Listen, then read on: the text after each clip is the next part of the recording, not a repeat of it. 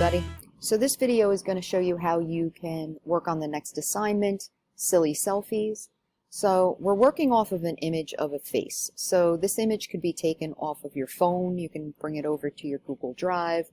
It could be a selfie, of course, of you, or it could be a family member or a friend. Just make sure that it's high quality, good lighting, good focus, that sort of thing. So, but if you're working off the internet, you can just follow along this process here. So I just Googled up Dwayne "The Rock" Johnson. I went to images, then I changed in the settings, I went to tools, and I changed the size to large. So the next thing, as I'm looking for a picture, I'm going to focus on the face. So you want to make sure that it is as close up as possible.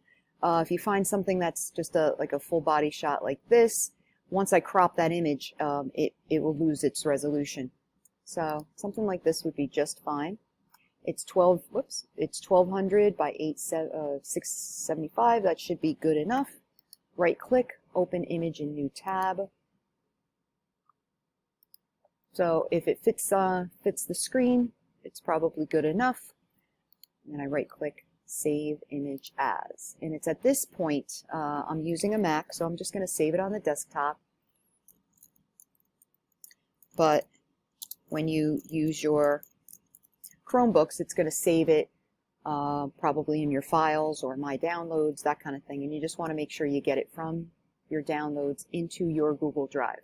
I'm just putting it on my desktop for the time being. I'll move it over later. Okay. So now I'm going to go to Pixlr, and I'm going to open up this image. Okay. So what I want to do is I want to crop this image really, really big. I do want this image to be 2400 pixels across and 3000 pixels up and down. Now, if I look in the bottom left-hand side here, it gives me the size of my image. It's 1200 by 675. So I'm actually going to make it bigger than what it's supposed to be. So I'm going to go to the crop tool, and I'm going to crop it in the proportion 8 by 10. Okay. So it's at this point you want to get close to the face. You want to get rid of the background. Just focus on the head. I could go a little bit smaller, but I actually want to make it a little bit bigger just to get the hand in there. You get it set up where you want it to be, and then you go up on top and hit apply. So right now the image is 400 by 500. If you look in Navigate, there's another step that you have to do, and I didn't cover this in class, is you need to change this size. So we're going to go to image size, and at this point we're going to manually put in 2400. Now the proportions are set, so if it's an 8 by 10 proportion, if I made the width 2000, the height will automatically be 2400, the height will be 3000. Okay. So this is the size of the image. To know that you have the right size image, if you look in Navigate, W for width is 2400, H for height is 3000. It also shows up on the bottom left-hand side over here, giving you guys the new proportion. Now it might be a little on the fuzzy side as you zoom in, because it'll kind of blur it out a little bit just to kind of meet with those pixels requirements. So there's actually another way that you can resize the image for it to be 2400 pixels wide and 3000 pixels tall. You can go to Image, and you can go to Canvas Size, and you can change the size of the canvas. Now this will work really, really well. It'll work better if the image is smaller than 2400 by 3000. So I'm going to set up the width 2400. I'm going to set up the height 8000. Nope, 3000, sorry. And I'm going to hit apply. Okay. So I'm going to make this picture smaller on the screen so now you can see it. I'm using the Navigate window and I'm dragging the bar. Okay. So now I can change this size of this image. I can just stretch it out. but it's not going to let me arrange anything because right now I need to unlock it. So I go to the top here and I unlock it. Now I can use the arrange tool and just stretch it out bigger. Okay, make sure that your aspect is set to fixed. Otherwise, you'll start stretching out the face and everything. So this is just another method to do the same exact thing. So I am purposely having this image. You notice that it's going off of the outside of the canvas space. Okay, so once you think it looks good, that's it. You can commit to it. Now, what you're going to do though is you're going to flatten this image. So you go to the options over here, and you go to flatten image. Okay, and that'll leave you with all the extra edges cut off and everything. So it is now just your background, just like how it was before. So once you have your image cropped, it possibly would be a good idea to save this image as cropped Dwayne Johnson, just to save it as a file so you can always refer back to this if you want to do a different version. So to get started though, you're going to be using the Marquee Select tool. And what you're going to do is you're going to be creating a series of layers in different rectangular shapes. Okay, some will be wide, some will be narrow, some will be square, some will be small, some will be big. So you want to have a nice variety. And we're going to talk about variety in a little while. So I'm just going to start off how I usually do. I always start off with one eye. And you can take this out as far as you want to, because notice after I make that selection, it's only going to stay within the constraints of the canvas. So I'm going to make a copy by hitting Control-C, and then I paste Control-V. So you can see here's a piece. It ends up going in the middle of the picture, but you're going to arrange it, just move it back into place as best as you can. It's okay if it's a little crooked. Kind of looks fun that way. So you're going to put it back in its place. It's now that you're going to explore different colors, different textures, filters on these layers. So you're going to go up to Filter. Now if you go to Effect Library, it's going to run through different types of filters. Some are very subtle, others are a little crazier. So you can absolutely explore this library. This isn't all of the filters, but these are just filters that were created by the Pixlr people. So this one gives you these subtle color variations. And if you drag this down, you can see you can kind of make it a little more intense or a little more subdued. Now, if you don't want to use this, I don't recommend using a filter on top of another filter on top of another filter. So if you're just playing around and you're trying it out, before you go back, you want to exit out. Okay, so it doesn't apply it. Because if you go like this and you go back, it's applied. So you don't want to apply it, especially if you're going to go into other ones. Okay, and sometimes it works, but so filter, Effect the library. So some of these you're just going to explore them. The one that's the most exciting is the artsy one, and it has 8 different effects that you can add. Okay. And again, you have this area, you can make it more subtle or more intense. So you're going to explore those. You can also go to Filter and go down here. If you go to Fringe, Scan Lines, Pixelate, Mosaic, and Halftone, you'll see some other effects that can be applied. So once you find one that you might be wanting to use, you can just leave it like that. Now, if you wanted to, you can also add like a color change. So you can either go to Adjustments and go to Hue Saturation. You hit Colorize, it'll make it monochromatic. But you can explore the different possibilities here. I actually like it colorized. So it's at this point where you're going to start selecting some colors. Right now I just have this lime green. If I decide to use a color, like this bright lime green, I'm going to be using that lime green in other places. You don't want to just kind of randomly throw colors together. You want to be a little conscious of the colors you're picking, and you want to repeat them. So again, I'm going to talk about composition throughout this video. So the next shape, I'm going to go with a tall rectangle, and it's always a nice idea to overlap your layers so it doesn't look like a quilt. It creates a little more visual interest. Make sure you're on the background, and then you're going to copy and paste. Put this in place, and then it's at this point you can start applying your effects, your filters, changing the color. You could do a whole series of different types of things. So what's going to happen is as you explore, you're going to find some that you really, really like. And then there's others that you're not going to use at all. So again, if I wanted to leave this, if I wanted to change the color, I certainly can go ahead and change a color. It's right next to green, so I probably don't want to pick green. I probably want to pick another color or two.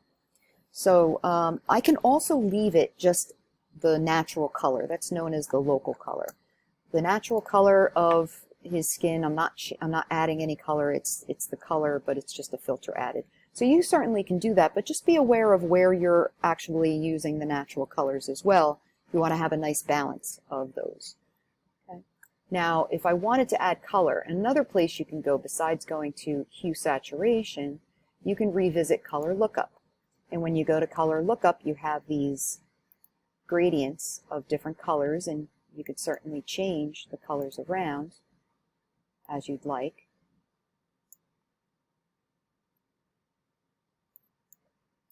You know, sticking to nice bright colors is nice.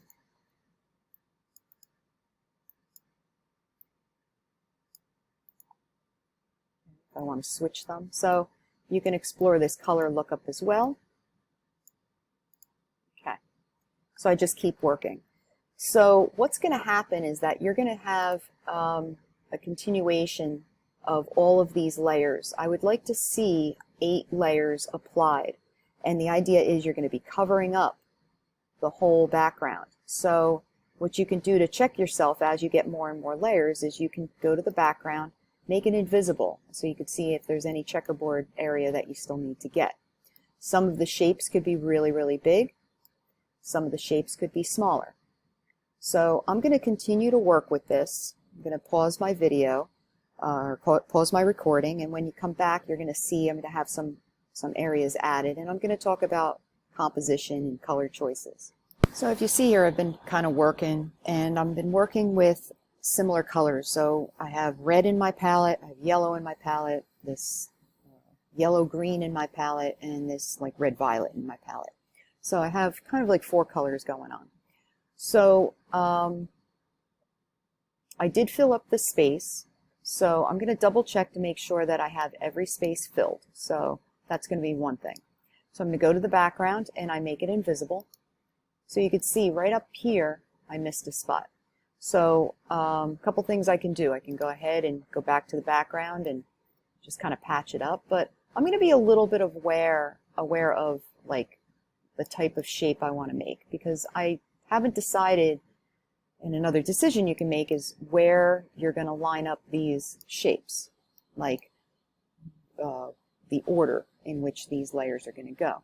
So if you notice, I made sure that I had a nice long kind of rectangle here, and none of the rectangles edges line up, right? Like this one doesn't line up with this one doesn't line up with anything here, and I tried to avoid things being lined up like this, like right up against each other like this, or even like, you know, like that. So these 2 lines are the same. You know, I want to try to avoid any of that.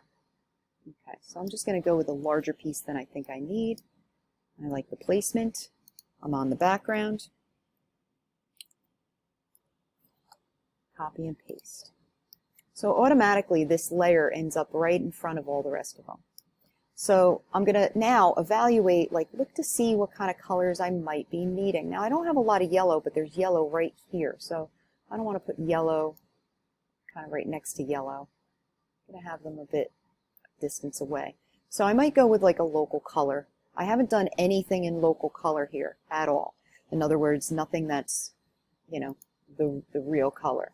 So I think I'm going to go with,